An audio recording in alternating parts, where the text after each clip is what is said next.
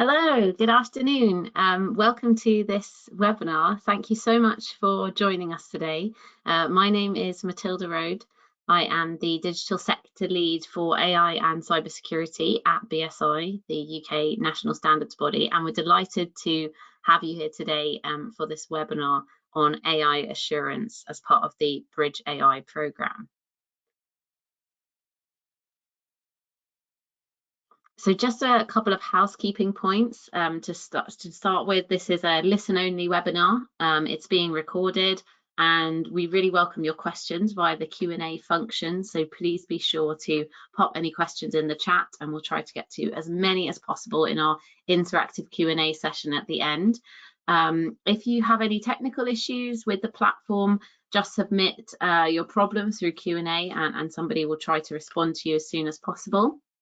There's a feedback survey at the end of this webinar, which BSI will be sending out. We'd be really grateful for any comments you have on the session today, what you found useful, and what we could improve in the future as well. So yeah, let's get started.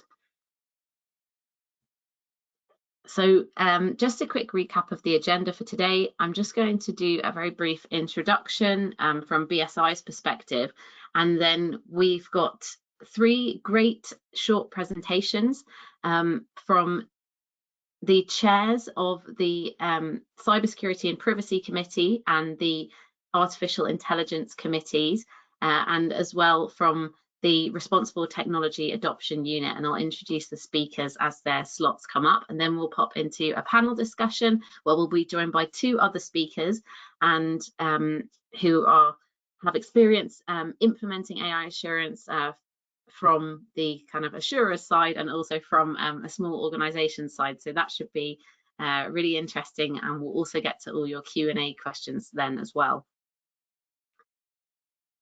Next slide, please. Thank you. So just to quickly introduce the BridgeAI project, which this webinar is a part of. This is an Innovate UK funded programme, and BSI is a strategic delivery partner. It focuses on supporting developers and adopters of AI in key sectors of the UK economy, which have got currently comparatively low AI adoption, but high potential for growth. So those four sectors are agriculture, construction, creative industries, and transport. Next slide, thank you so much. And BSI is part of this programme to support the organisations in adopting responsible AI as well as other best practices. And we do this by supporting small organisations navigating and implementing standards. So standards are voluntary codes of best practice. They're an agreed way of doing something, and it's a big space to navigate. So BSI is here to do the kind of heavy lifting for small organizations. We're providing support on standards to identify and prioritize relevant ones for small organizations looking to implement AI solutions. We provide standards training and consultancy, and we also have an online standards community which you can check out, and we'll share a QR code for how to join that at the end. Just a few of the benefits of standards. So standards can help organizations to build trust with customers. Or you can go to the next slide, that's okay. Yeah, thank you. To help build trust with customers, investors, even insurers, can help you to save time and save money, to have your system in an interoperable format so that you can link in with other business avenues. There's lots of benefits kind of listed here, but for smaller organizations in particular, we're just highlighting these three. And today we're talking a lot, especially about building trust in the context of assurance, and you'll hear more about that from our speakers shortly. Next slide, please. So there are quite a lot of AI standards. We're really lucky to have the chair of the AI committee here today. But just to give you a brief overview, there are about 30 AI standards that have already been published. by the UK AI committee, either as national standards or part of the international standards organisation and other standards, international standards body processes.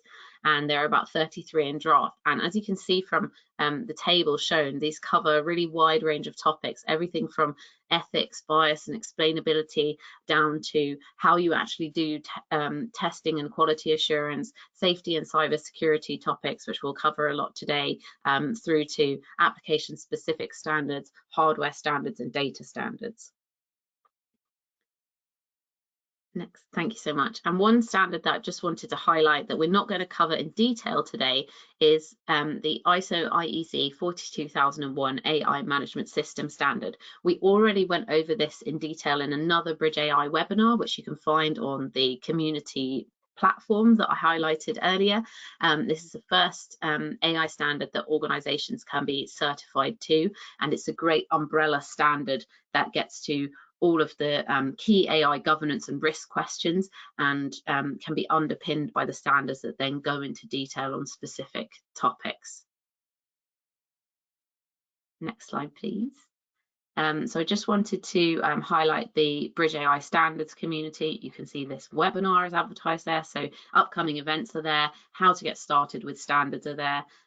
Next slide actually I think will show a nice screenshot from the website. So you'll hear a lot of different standards probably today. Don't feel like you have to write them down. This website is there to be a consistent resource you can go to whenever you need. It'll take you on a kind of journey from starting with the essentials through into the more specific application standards. And the next slide, please. So now it's my pleasure to hand over to Steve Watkins, who is Chair of the Cybersecurity, Information Security and Privacy Protection Committee. Thank you for being here, Steve. Over to you. Thanks, Matilda. Hi, everybody. So yeah, I'm chair of what's nattily known as IST 33, which is kind of codification for the UK committee that looks after cybersecurity, information security and privacy protection standards in the UK. We represent the UK at a European and international level, and I'm really pleased and proud to be able to say that the UK committee is massively involved on an international stage. The international standard that we're probably most closely associated with has already been mentioned. It's ISO IEC 27001.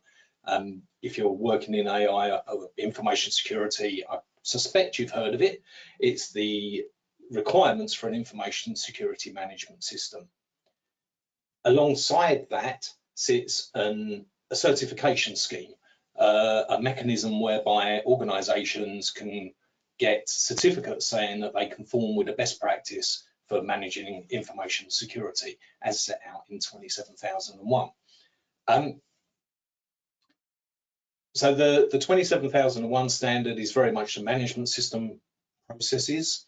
27002 complements 27001, giving hints and tips on information security controls. Lots of hints and tips that are really useful for SMEs and organisations of pretty much any size working in any sector, if I'm being honest.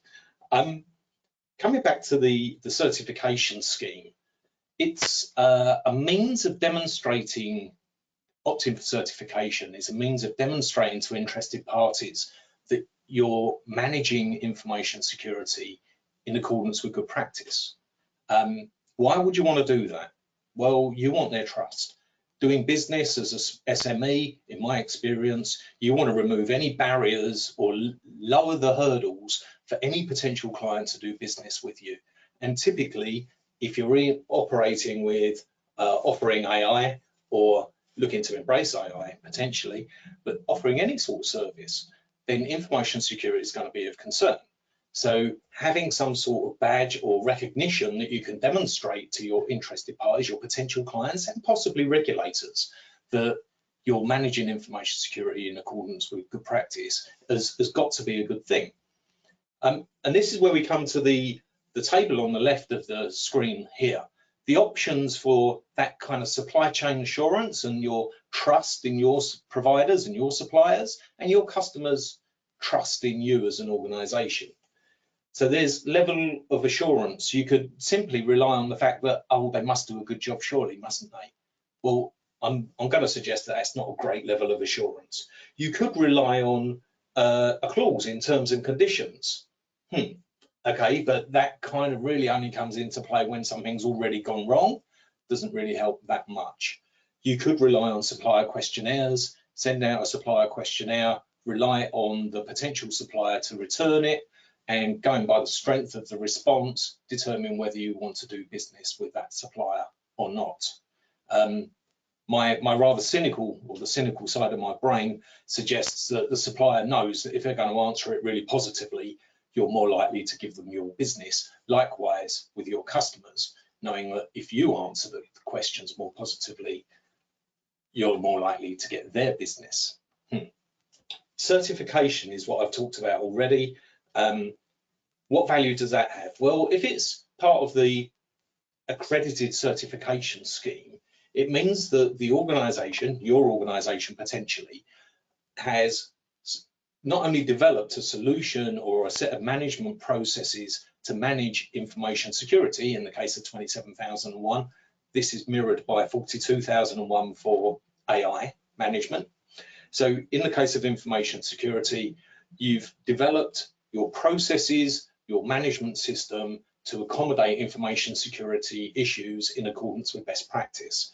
And to achieve certification, you've used an audit body to come in and confirm that. I'll come on to the trust in that audit body and hence the certificate that's issued in just a moment. But there is another level of assurance that you and regulators and the supply chain could put in place, and that's supplier audits. By conducting supplier audits, the organisation that's interested in the degree of trust or confidence they can have in another organisation's stance commissions an audit team with the appropriate competencies to go and do a specific audit on that organisation and report back on it. That can be really expensive, and it tends to happen once per relationship. The certification option, your organisation potentially achieves certification and can use that certificate to demonstrate to multiple interested parties, customers, regulators, that you operate in accordance with good practice. So the degree of confidence that you can put on that certificate is important, and that's where there's an accredited certification scheme. This accredited certification scheme works on the basis that the audit bodies, the certification bodies, are themselves confirmed as operating in accordance with good certification practices. That is that they ensure that their auditors and their processes are impartial, they have the appropriate competence, they've got appropriate responsibilities and segregation of duties, so that, for example, an auditor comes and does an audit, they produce a report, someone else reviews the report to confirm it's covered the appropriate ground before a certificate can be issued, that the confidentiality is in place and that they're truly independent. So the audit body is audited itself by an accreditation body. In the UK, our national accreditation body is UCAS, the United Kingdom Accreditation Service.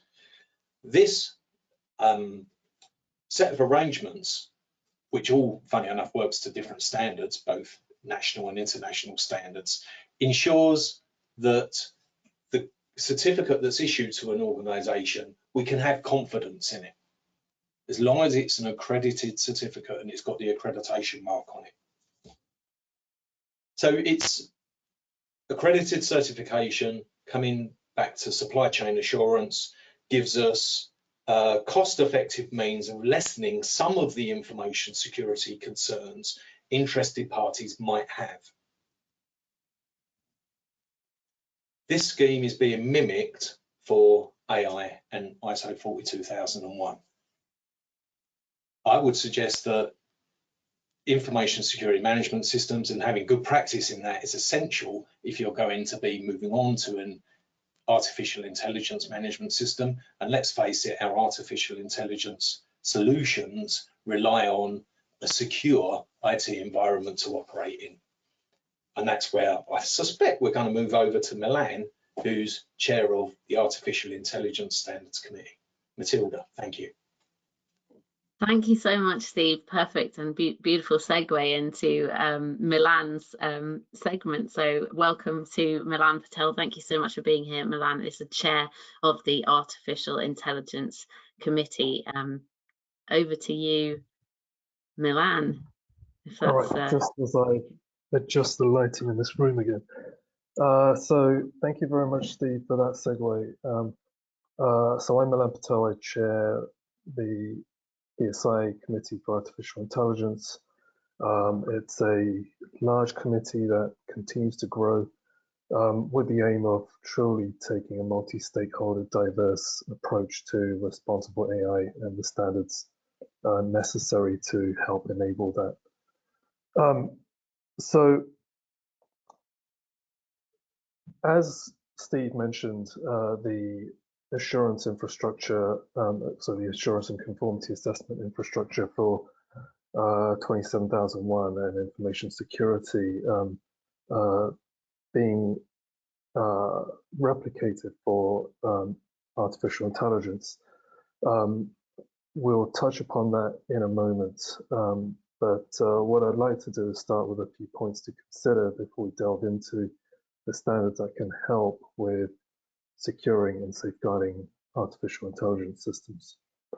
So I like to start with the premise that AI systems are running code on information processors, and by which, if you think of AI systems as yet another instantiation of software systems, then securing AI systems requires you to ensure that your information security, cybersecurity, and secure software development practices really underpin your considerations around security for AI. Securing AI systems is also a core part of responsible AI. And if you think about safeguarding AI systems as being underpinned by security, that effectively leads to security being a core part of that perspective. The technology continues to evolve rapidly. Its usage continues to be applied in various different ways. And we're also finding that there's many ways people are looking at misusing and abusing AI systems as well. And so the threat landscape continues to evolve for AI systems. And what does that mean when taking a standards approach? AI is and will be used in safety critical systems, and therefore failures that result from security incidents not only compromise the traditional confidentiality, integrity, and availability of data and information, but can also cause harms to humans from a safety perspective as well. Next slide, please. So from that perspective, we delve into some of the standards that can help with securing or help organizations secure AI systems. So first of all, ISO IEC 27090 is a guidance standard for addressing security threats and failures specific to AI systems. The intent of that standard is to provide better understanding and awareness to organizations about the threat landscape introduced as you start to use AI or develop AI as well. And the standard pretty much goes through different types of threats that are specific to AI, with a description of what that threat is, some information and example of the consequences of that threat causing a security incident, and then dives into a few detection and mitigation measures for each of those attack types. And the idea is to consider the threat landscape across the entire AI system lifecycle, but furthermore, emphasize the point that the starting point is always do your conventional or non-AI specific information security and cybersecurity in order to underpin then any additional security measures that you might apply to mitigate specific threats to AI systems. Both Steve and Matilda spoke about ISO IEC 42001 AI management system standards. The intent of this standard, as Matilda mentioned, is really the first international standard designed with assurance in mind, right? So it provides a set of organizational processes similar to ISO IEC 27001 that enable a risk-based approach to responsibly developing and using artificial intelligence. Given the similarities between 42001 and 27001, it allows also organizations to take an intuitive migration path if an ISMS already pre-exists. So if you have your 27001 certification, there is a migration path towards implementing and doing conformity assessment against your AI management system as well.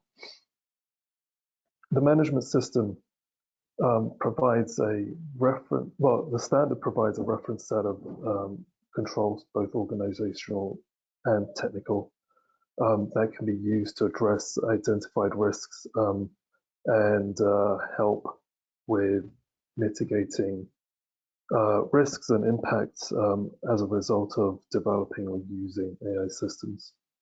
And so the emphasis there really is that by implementing and using an AI management system, you can address the risks that are directly the result of the design, development, or usage of AI systems. And so that's where the technical measures come into play. I'll leave it at that, and we'll dive into some further standards considerations as we go through some of the additional discussion later as well. Thank you. Thank you so much, Milan. Fantastic. This is a great overview for everyone listening. And now I'd like to introduce Nuala Polo and Anya Terrell, who are from the Responsible Technology Adoption Unit in the Department for Science, Technology and Innovation. Welcome. Would you like to please talk to us about the AI Assurance Toolkit? Thanks so much, Matilda. So I'll start off just with a bit of an overview of the wider kind of AI governance ecosystem and talk a little bit about what we've been doing as government to kind of build this ecosystem. And then I'll hand over to Anya, who's kind of the brains behind some of the work that we're doing in this space. So you probably know this, but I think it's helpful just to kind of set the scene of why we're talking about assurance today. Why are we talking about standards? Why do we think they're valuable? How does this kind of support responsible development and use of AI? So just to give a bit of context, Anya and I are from the Responsible Tech Adoption Unit. So we're a directorate in the Department of Science, Innovation and Technology. And RTA is really focused on thinking about how we can enable the trustworthy use of data and AI, and how we can help to support the implementation of regulation and high-level policy principles in practice. So of course you want your systems to be kind of trustworthy and responsible, but what does that really mean and how can you actually achieve that? So when we talk about AI governance, we're talking about this because, as many of you are aware, we're starting to see AI kind of be more and more prevalent across all aspects of our society. So it's being used across a range of sectors to kind of support medical advances, to mitigate the effects of climate change, to increase efficiency, etc. But we recognize the many benefits that AI might pose, while also recognizing that there's a lot of potential harms that it could cause. And so for us to really reap the potential benefits, we want to make sure that AI is really well governed. And so when we talk about governance, this is a really kind of catch-all phrase that refers to a range of mechanisms like laws, regulations, policies, institutions, and norms. And all of these are really helpful for guiding us in having processes for making decisions about AI. And the goal of these measures and these processes is that so we can maximize and reap the benefits of the technologies, we can be more efficient, we can be more effective, we can come to new kind of incredible insights, but making sure that at the same time we're identifying and mitigating the potential risks and harms. And when we talk about AI governance, I think it's helpful to recognize there's a lot of different approaches to AI governance, and these look fairly different across the international landscape. But I'll speak very briefly about what we've been kind of doing in the UK in this space. So next slide, please. Perfect. So as hopefully most of you are aware, in March 2023, the UK government published our AI regulation white paper. And this set out the first steps towards really establishing a regulatory framework for AI in the UK. And this was based on an evidence-based approach to regulation that supports innovation and will really allow for the government to kind of adapt and respond proactively and coherently to the risks and opportunities that emerge as AI continues to develop at pace. So I think important to note, we haven't ruled out legislation on AI. It's more that we don't want to rush into it because this is a really fast moving technology. So we want to ensure that we're learning about model capabilities and risks while considering the frameworks for action, so we can ensure that we put these in place to get kind of the right measures at the right time. But looking at this framework here, I just kind of wanted to stress that we have this principles-based approach, which says that in order to kind of have good practices in your organization, to have responsible or trustworthy AI, no matter kind of what sector you're using this in, no matter what purpose you're using a system for, it needs to align with these 5 cross-sectoral principles. And these are based on the OECD AI principles. And these maintain that AI needs to be safe, secure, and robust. And explainability. We need AI to be fair. We need to think about accountability and governance practices, and we need routes for contestability and redress. So I'll say very little about all of these, but in terms of safe, secure, and robust, this is when we're really thinking about kind of technical security and safety of the system, thinking about cybersecurity concerns, and thinking about mitigations like risk assessment, monitoring, and kind of ongoing testing.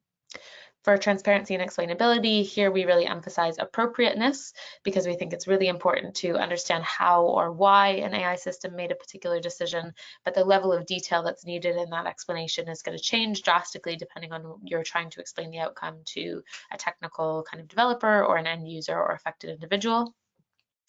The system needs to be fair, so it shouldn't jeopardize or undermine fundamental legal and human rights. We need kind of appropriate organizational governance measures in place, which is what we're going to be talking about a little bit more later today. So thinking about kind of what does it mean to be a responsible organization for developing and deploying AI. And then contestability and redress means we really need routes to ensure that users have a way to contest an AI decision that they feel may have caused harm. And in our context, we're going to be leveraging the expertise of existing sector regulators. So we're saying that regulators in each sector will be responsible for understanding and kind of unpacking and communicating what compliance with these different outcomes or principles looks like in a particular sector. Next slide, please. Perfect. And so just to kind of situate the work that we've been doing in government is that we have these kind of big risks that we're trying to identify and mitigate. We have these emerging governance frameworks. We're getting a lot of them across the landscape, and these can kind of help us to understand how we might address those risks. In the UK, we have our principles. But then this purple kind of bucket at the bottom refers to a lot of the work that we've been doing at RTA on operationalizing and implementing those governance frameworks in practice. So this can be through the use of standards, which help us to kind of establish definitions and terminology, processes, methodologies, etc. Could be through sector-specific rules and guidance. And then we also do a lot of work thinking about assurance mechanisms. So when we use that term, we're talking about kind of different testing and evaluation methods, which include kind of audit, impact assessment and evaluation, certification, performance testing. So there's a range of different kind of mechanisms that can be used here. But thinking about all the different tools that we have at our disposal to really kind of bring that policy to life. Next slide, please. And I think this is where I'm handing over to Anya. Yep. So that's kind of giving you a broad understanding of the context in which we're working. And then Anya will tell you a little bit more about some of the work we've been doing to try to help SMEs navigate this increasingly complex landscape. Thank you, Nuala, and sorry for the noise on my end halfway through your talk. So, as Nuala mentioned, in the last year or so, we've really moved into the space of considering the implications of governance and for artificial intelligence. We have started developing a toolkit to help particularly SMEs navigate the extremely complex landscape that is artificial intelligence regulation today, not only in the side of the Atlantic, but also in the US. And as you will know, and as has been stated by previous speakers, every day there seems to be a new framework popping up and relevant standards emerging on the market. And this has a lot to do with just the speed of innovation in the field.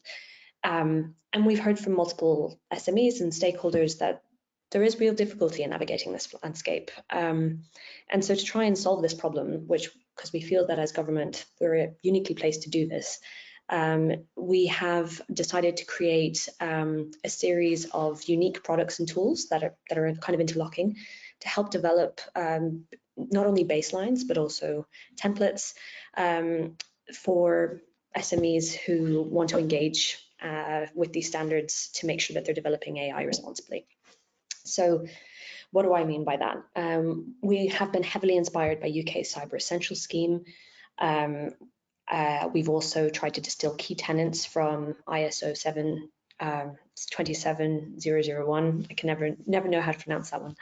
ISO IEC 42001, the NIST risk management framework, for example, kind of really looking at what are the things that are in common, what are the interoperability pieces across these different frameworks, so that we can develop best practice for this field and for UK organisations. And we are not only hoping to kind of mitigate suppliers or AI companies' fears, but also, or not fears, but worries about navigating the field, but also consumers. So how do they know that they are engaging with trustworthy AI products? Next slide, please. Thank you. And the first kind of tool in our toolbox is the AI Management Essentials framework. This is a self-assessment tool that we've actually developed and are in the process of prototyping that basically is largely an amalgamation of the UK's own principles as stated in the white paper that Nuala mentioned, also ISO 42001, the US NIST RMS framework with the risk management framework, and the EU AI Act.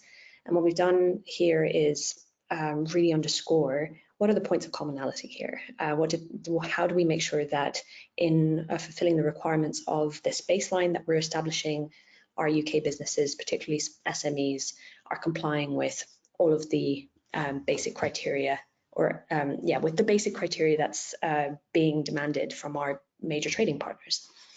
And I think one thing that I do want to stress is that this is a baseline.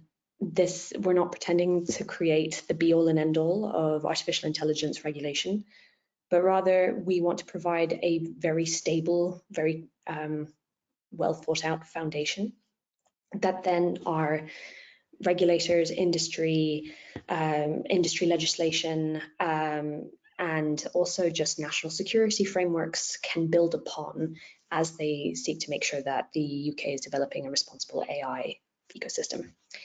I don't think that there's much more I want to add here because I think that there's loads of things that will come out not only in the panel session but also in the Q&A afterwards around what the self-assessment tool does and what we're hoping it will achieve. But I think the only thing I will say is that at the core of any of the products that we're developing around AI at the moment, we're really emphasizing simplicity, so making sure that things aren't too complicated because we don't want it to take too much time. Cost effectiveness, again, we don't want things to be so overwhelming that it's going to cost thousands of pounds just to fill it out or be compatible. And 3, interoperability. I know I've said that word about 4 times, but I think it bears noting that we want to make sure that in doing this, you're not going to have to do something else for someone else. So yeah, thank you, Matilda. Fantastic. Thank you so much, Nuala and Anya, and thank you to Steve and Milan as well. We're going to jump into our panel session now. So if everyone wants to pop their cameras on, all the panelists, I'm going to introduce two new speakers today. So we're lucky to be joined by Saket Mohan, who is an AI SME founder and an Innovate UK grant holder through the BridgeAI program, and also Simone Basile, who is from BSI's Regulatory Services Division, so is looking to support organisations in their demonstration of responsible AI. So welcome to both of you, and thanks everyone for the great talks. I'd love to kick off this discussion talking about you know, how this relates to small organisations in particular, because we've heard great examples from Steve about the links between standards and assurance. What can you say about small businesses who are limited in resources? Anyone wants to kick off? Thanks. Yeah, if I can, Matilda, thanks. I used to run a small consultancy business, and we received an inquiry from a one-man band. It was a guy who'd set up his own business, or starting to set up his own business, and he said he'd heard about this thing called ISO 27001. Great. And he wanted certification. And I wonder what he meant initially. I thought, do you mean you want to get a qualification saying you can implement or audit 20? No. He wanted his new business, a one-man band. He wanted to get ISO 27001 accredited certification. So after getting past the "are you sure you're not mad" stage of inquiry, he managed to convince me that actually it was right for his business. His business was heavily reliant on his customers entrusting him ultimately with a lot of data. And he'd read lots of places that these ISO management system standards aren't scalable in any way, shape or form to small businesses. And I'd suggest that those organizations and people that say that ISO management system standards aren't scalable, they're criticizing the methodologies that they've seen used to apply them, as opposed to the standard. The standards are designed to be totally scalable. And I believe Milan's also got an example of this. But I ended up working with this guy, and we'd come up with effectively an Excel workbook, which gave him an information security management system, an accredited audit body that I mentioned earlier about the mechanisms they have to work to give a known degree of confidence. An accredited certification body came in and awarded his business a certificate saying he conformed with 27001, and it worked. So as far as I'm concerned, the standards are totally scalable. It's the methods people use and their imagination that limits the applicability of them to smaller businesses. That's a really great example. Thanks, Steve. Does anyone else want to jump in on this topic before we address some of the other questions? I think the only thing I'd add is, yes, it's important. The method you use to implement the standards is important, but I think also maybe having an explainer to break down what the standards are actually asking for. Sometimes, because there's just so many standards out there, even just the ISO, IEC standards, and they all kind of refer to each other, just having a point of like one touchstone where you're like, okay, so this is what they actually mean when they say AI system, or this is what they actually mean when they say bias or risk, is very important, because that will also inform the method that you choose to implement the standard itself. Yeah, fantastic. Thanks, Anya. Just something there regarding... Sorry, Milan. Yeah, maybe I was jumping the gun a bit. But just to jump in there regarding terminology and you know, what do you mean by an AI system, for example, is we did start off with defining terminology and concepts within the international standards space, with the intent that we then apply consistent terminology across standards for artificial intelligence, but also as vertical sectors think about standards in their own sectors related to the use of artificial intelligence technologies, for them to also then use that consistent terminology, and to enable different types of stakeholders, from engineers to regulators and policymakers, and civil society, to effectively be able to express what they want to use in the same vernacular.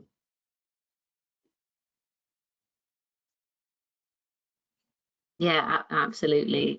It's essential that we can communicate in the first place about these topics. And I'll just follow on from that with a question we've had in the Q&A, which is about, we've heard about 27001 and 42001, and we've had a question here saying, as a startup developing an AI system, should we start with certification for 27001 and then move to 42001? Milan, do you want to take that one? Oh, okay, yes, please. Yeah, I think that's a obviously a good question. So firstly, my name is Saket, and I'm the founder of Secure Elements, and we operate in the automotive cybersecurity space. So there is a lot of linkage between AI and cyber that we do as well. From a startup position, I would say the approach that we have taken is that it is not necessary to have an ISO 27001 certification. I think Steve rightly explained that the standard is there and is scalable. It's the way that you approach that standard and implement the standard in your company. So obviously we have taken a cautious approach. We do have bits and pieces of ISO 27001 implemented in our own company.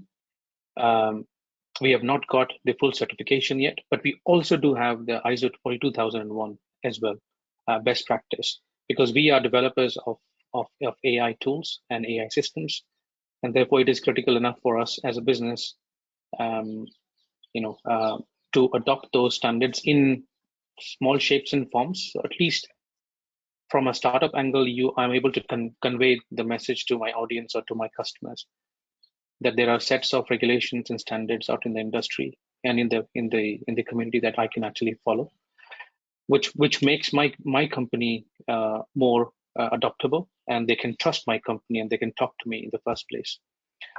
So I think it's about building that trust and relationship, and I think standards form the very basis of that.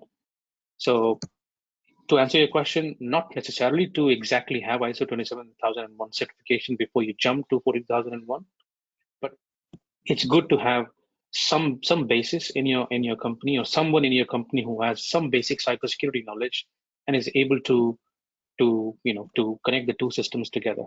Is what the regulators and the officials will kind of look for in case you are being audited, or being if you're going for certification. Can I just come in on that? Thank you. I totally agree. Certification isn't necessarily necessary. Standards have a lot to offer without certification. Certification's an additional cost, yes.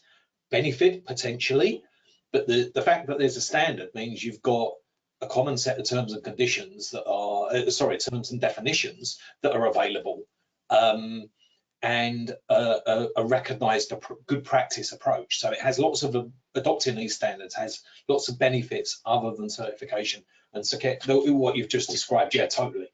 I'd encourage any organization to read the good practice on security controls in 27002 and the processes in 27001.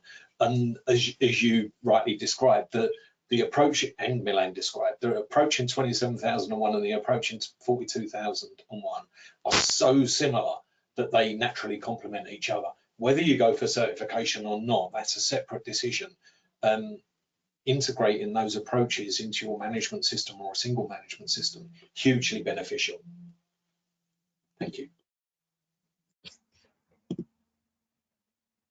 And I think just to add, if your risk assessments as part of your responsible AI approach require you to address security risks, then you can also demonstrate that through with 42001 as well.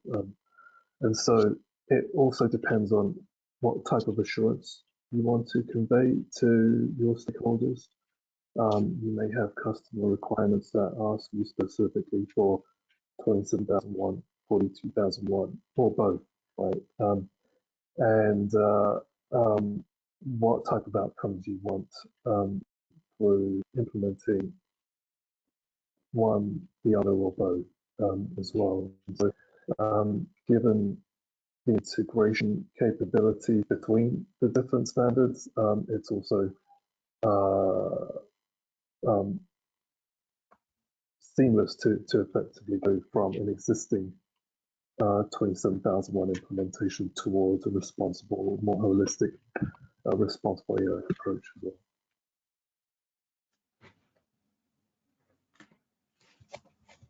Fantastic. Thanks, everyone. We've had an interesting question about an application of AI to safety critical systems. So the one of the attendees has asked, as an organization, we recognize that we could adopt AI solutions, but we're not sure where to start. We work in engineering, so as there's obviously a concern about basing life safety decisions from AI generated solutions, but it could easily be deployed for things like emails and quoting, etc. Is there a scalable framework for various levels of deployment within a business? I can answer to that if you don't mind. So actually, there is a standard that is exactly addressing functional safety and AI systems, which is, if I remember well, 5469. And yeah, it provides a framework to address exactly that, to address the safety of AI systems. And in general, there are some key strategies that one can put in place to ensure safety of AI systems, which are, first of all, there must be always human oversight on these particular applications. Generally speaking, one should always want to do an extensive testing in simulated environment. And also you should put in place a continuous monitoring and evaluation of the system, which is exactly, for example, what ISO 42001 is about also. Obviously, this standard touches so many aspects of functional safety for AI systems that it's not easy to talk about everything. But another important aspect is robustness of the AI systems. And you want to be sure that your AI system is robust against the various input conditions. Let's say that that particular standard will give you a framework to start implementing AI systems in safety, yeah, in your business, where safety is very, very important.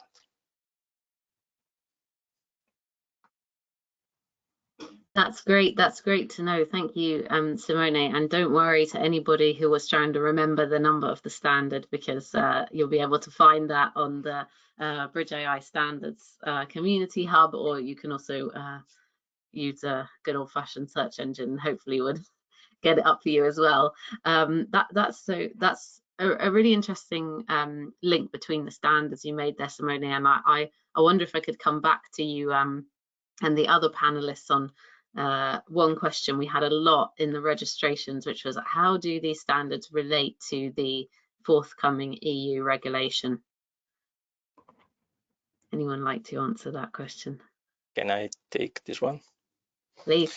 So essentially, okay, as we know, the EU AI Act has been published very recently and will be starting, will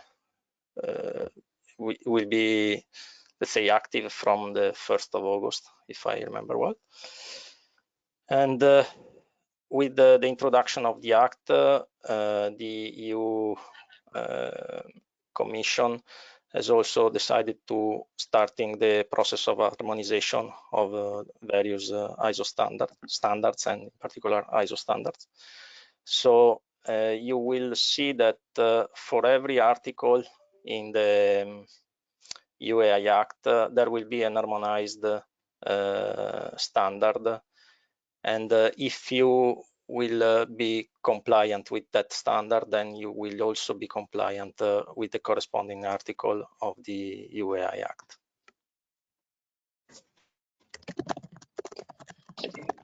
Yeah, I think just a kind of a reminder over here. So it's good. Obviously, the act is coming into force on the 1st of August. There are a few things in the act which is which actually strikes out. So the usage of the terms like deployers of the AI, especially around critical AI, high-risk AI, and general purpose AI. So people often confuse between ChatGPT and OpenAI applications as such.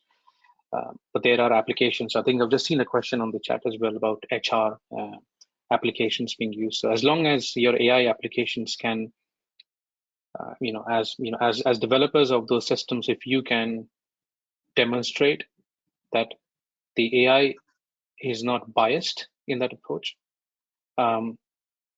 essentially, so you are able to comply with the EU AI Act in general.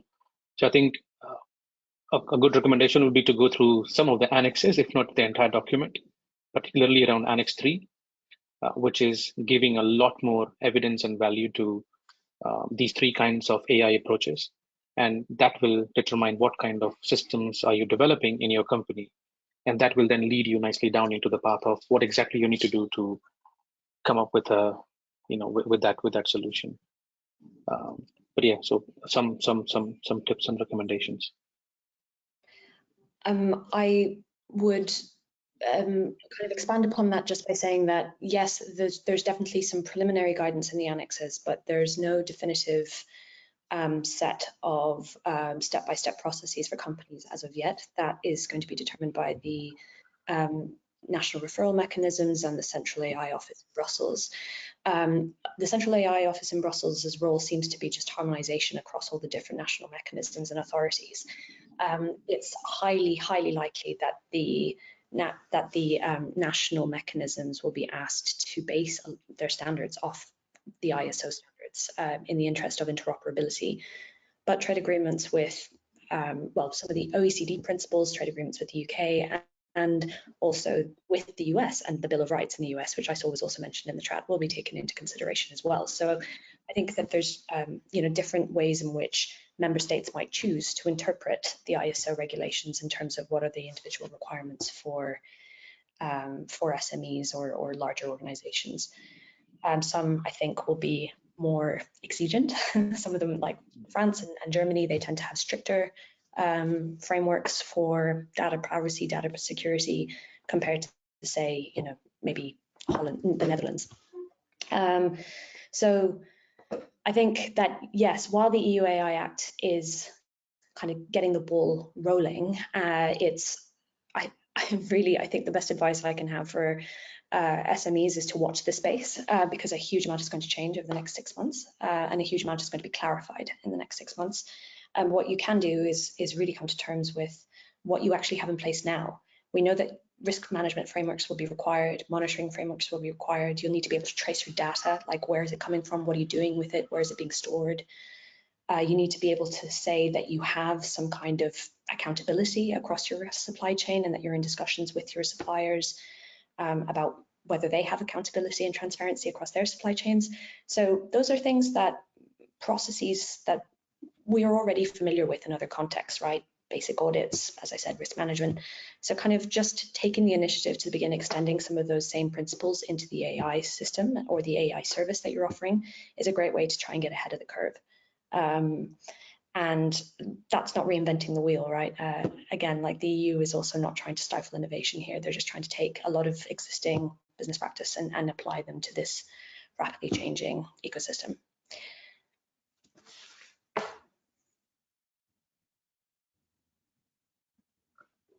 Yeah, Simone mentioned the European standards work that's currently ongoing in order to support the European AI Act, and in particular, standards that help regulatory clients. If we think about the link between those standards and the international standards that are currently either in development or already published, the international standards are really providing that foundation towards European standards.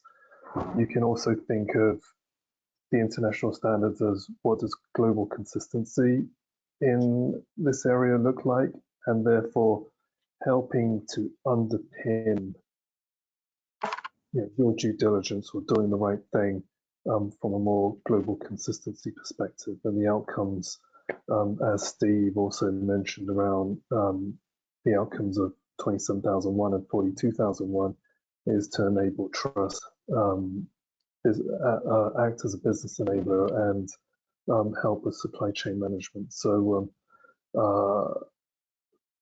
the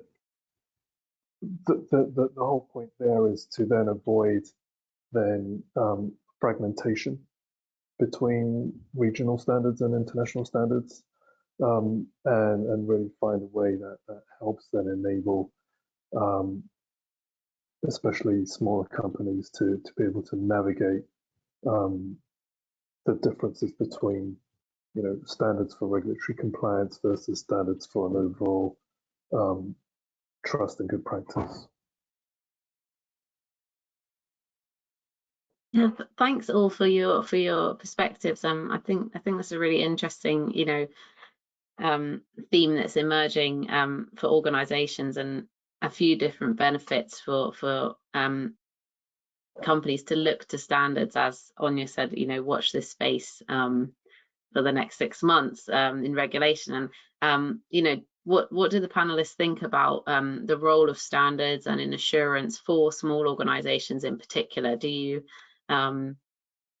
think that that's a way for them to get ahead of the regulation, given the strong link between them that Milan has just mentioned? Yes, I mean, I can take that. From, as I said earlier, I think obviously we definitely understand that as SMEs, as micro SMEs, it's difficult to get all the certifications and have money, people, resource, tooling at disposal to get ahead of that.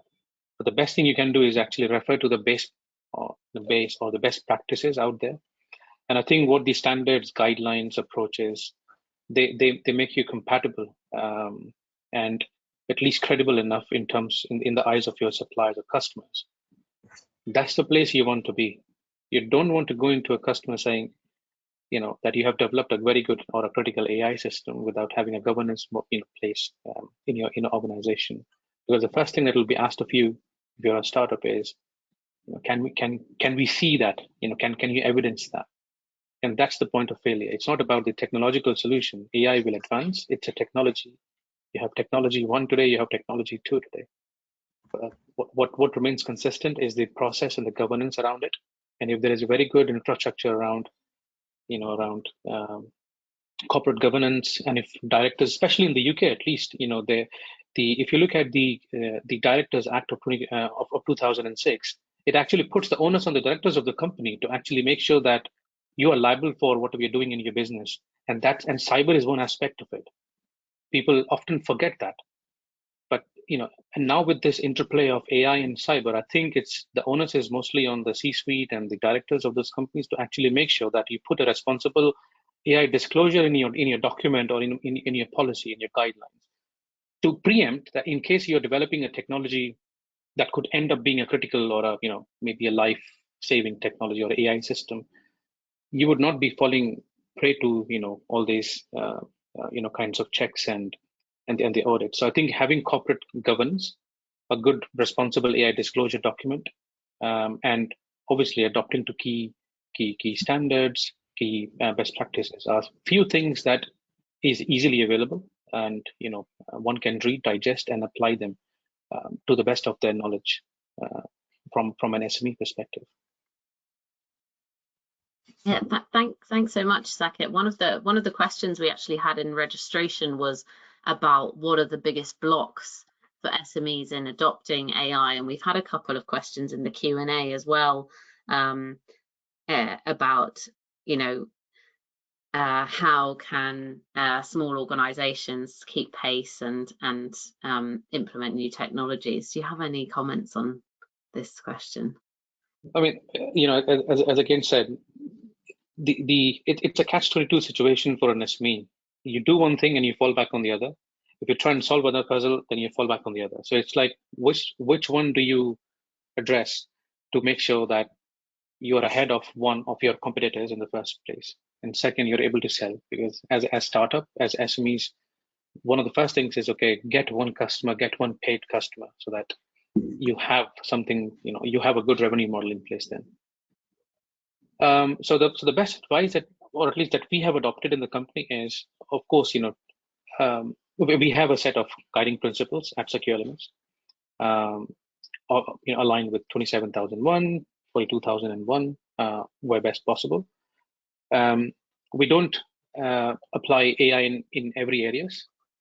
There has to be a meaningful application of an AI which actually is solving customer problem.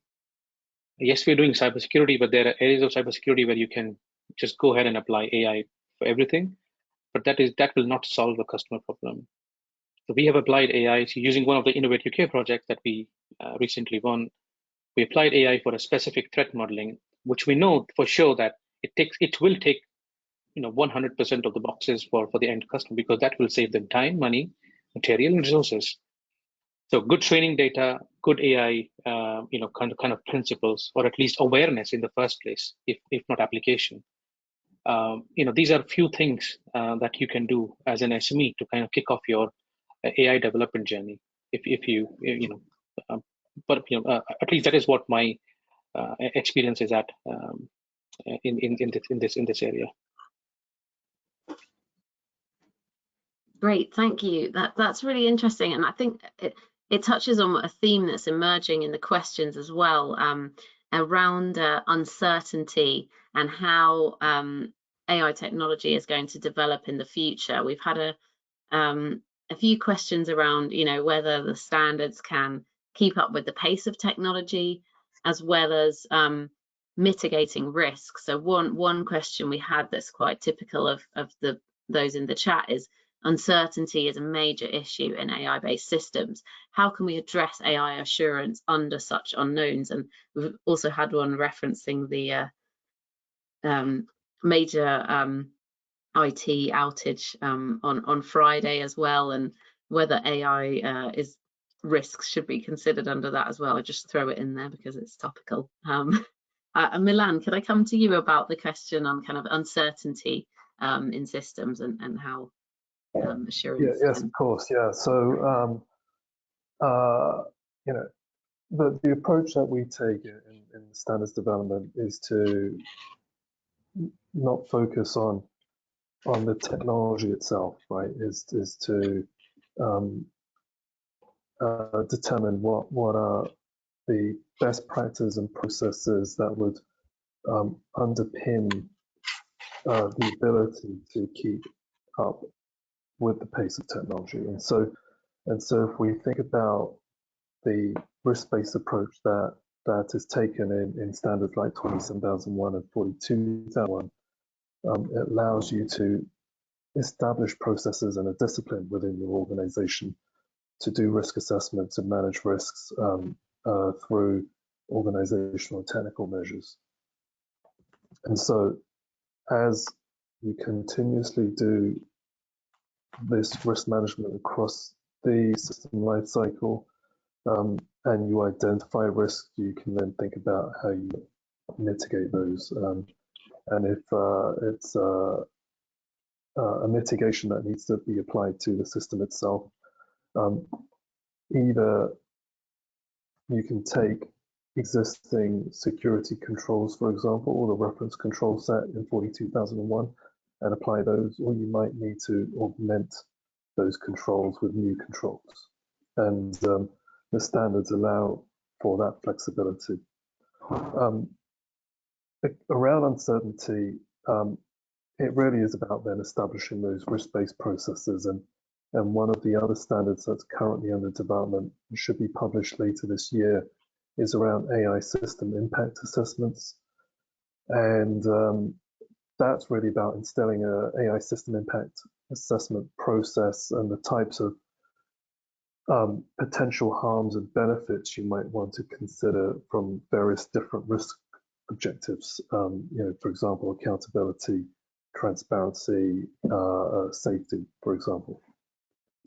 So that allows you then to determine what are the impacts to people through the development and use of AI systems, and those impacts and those assessments then informing your overall risk management, so then you can apply further mitigations in order to mitigate against those harms.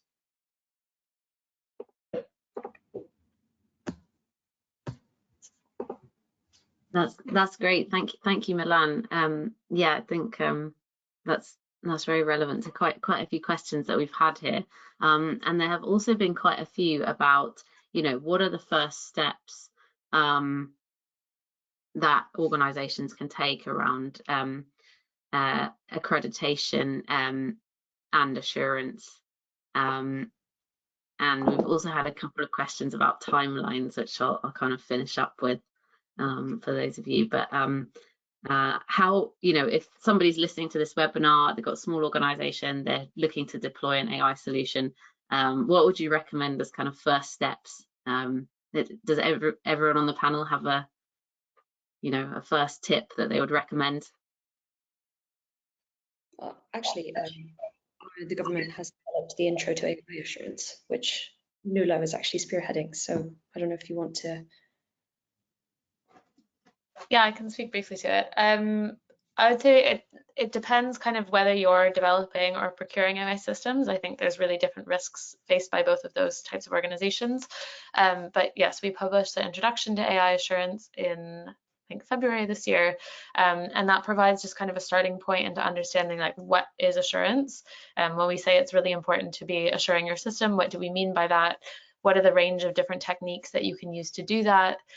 What should you be actually assuring? So we talk about assurance of the data that you're using, assurance of the model that you're developing or buying, and then also assurance of the system, because a model is kind of used and implemented and deployed in a broader system. We talk a lot about the relationship between the different assurance mechanisms and standards. So if you are going to do a bias audit, for example, what are the types of standards that you could refer to support or underpin that audit?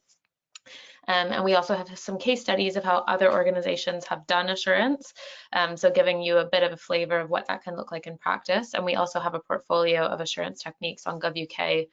We can share these links after, and that has, I think, 60 different case studies of what different companies have done in this space. So it's like quite a high-level overview, but I think it's a good first step in just understanding like why you should be thinking about this, what the different techniques and standards are that exist, and then some examples of how other people have done this in the past. Actually, and just to build off that, we've published a resource around AI and recruitment specifically, just saying that because there was a HR question in the chat as well, and that's also on gov.uk. And just shameless plug for AI management essentials and AI essentials generally. We are in the process of developing a toolkit to help people break down this process step by step, or at least get a good baseline before they implement higher grade security or frameworks, depending on what sector you're in or who your customer is. You'll have a very different level of safeguards involved if you're building a missile system for the Ministry of Defense versus if you're implementing AI in an Amazon Fresh, for example. So there's very different levels of risk. So, you know, this is really just the baseline, but that's a resource that we're in the process of developing. More news will be coming hopefully shortly in the autumn.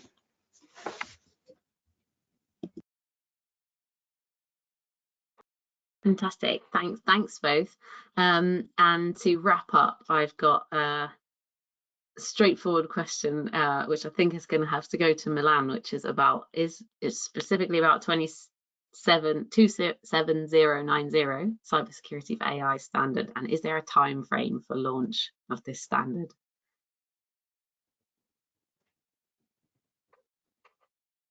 Yes, so I would expect towards the fall of next year that it gets published, just given the process that it needs to go through still from a standards development perspective. The intent was to get this out earlier than that, but there have been a few logistical issues, but I think certainly when it is published, it will still be extremely valuable for organizations to gain further awareness of threat landscape around artificial intelligence and how you might want to secure it. And if we think about some of the other parallel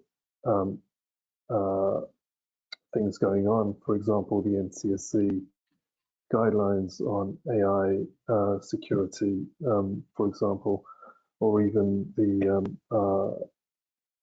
forthcoming government code of practice, I think there'll be various different bodies of work that will be able to complement each other. Thanks, Milan. That's really helpful, and lots of resources for people to look up after the webinar. It is being recorded, so you'll be able to access it online afterwards, and lots of resources about useful standards and guides in the space. I'd really like to thank all our panelists so much for this wealth of information that they've presented today, and particularly relating to the you know, small and medium-sized businesses looking to implement and deploy AI solutions.